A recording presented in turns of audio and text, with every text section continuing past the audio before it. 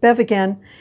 And before I start today's video, I want to say I'm really disappointed. The ski hills have been closed. They're being closed here in Ontario, Canada, and I am not happy. I mean, I love skiing, you know, they're not putting many people on the lift. You go down the hill, you're not near anybody. You eat your lunch at the, at the car, which is kind of like old tailgating days. Anyway, it's a bit ridiculous, so I'm angry, but I'm going to do this video, okay? So I hope I don't get angry in the video. Anyway, I did a video a while back on gym lingo, and people really enjoyed it, so this is part 2. And I want to talk about muscles used whenever you lift a weight. I don't care if you're working, if you're a construction person, or you're in the gym, or you're doing body weight exercises at home, you are going to be using all of these muscles to some degree, okay? Agonist muscles, antagonist muscles, synergist muscles, and stabilizer muscles. But what are these? How do they work together? And how does your body cope with moving a weight? Okay, so the first ones are agonist muscles. And these are the ones that, most people seem to be interested in, right? They are the prime movers. So their responsibility is to contract the muscle. So that's called a concentric movement. And contracting is shortening, right? So you're shortening the muscle. So it's always more difficult to shorten the muscle, and that is the prime mover. But on the other side are antagonist muscles. So opposite. Some people call them secondary muscles, but they're really opposite movers.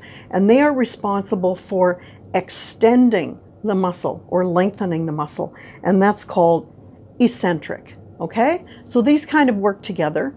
But also you have synergist muscles.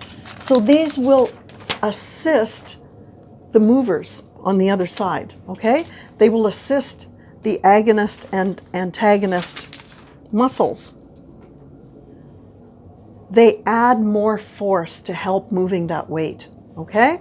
And stabilizer muscles, they don't help lift the weight. What they do is they steady your joints and your limbs.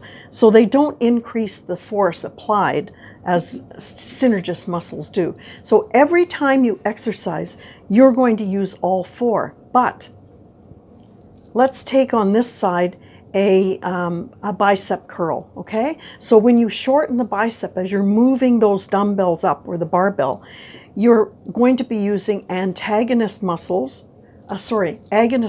which is the bicep, but on the back are the opposite ones, your triceps.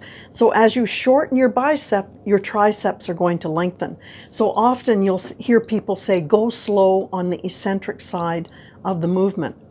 And then I want to say about stabilizer muscles. If you're going to be on machines a lot, you're not going to bring in your stabilizer muscles as much, okay? And if I was to use an example, I might use the chest press, for example. So when you're on a dumbbell chest press, you're going to use a lot of your stabilizing muscles. This is your core, your abs, right? You're going to be using a lot of those in a dumbbell bench press. Not so much in a barbell bench press, and hardly any in a machine chest press, okay? So depending on how you tackle a chest press, you may use fewer of the stabilizer muscles. So I'm not saying don't go on machines, I'm just pointing it out. What's another thing? Okay, chest press. Let's take the barbell chest press. The synergist muscles are going to add a little force to help. So in the chest press, the agonist is your pecs, right? Your pectoral muscles. But the synergist muscles are the anterior delts and the triceps.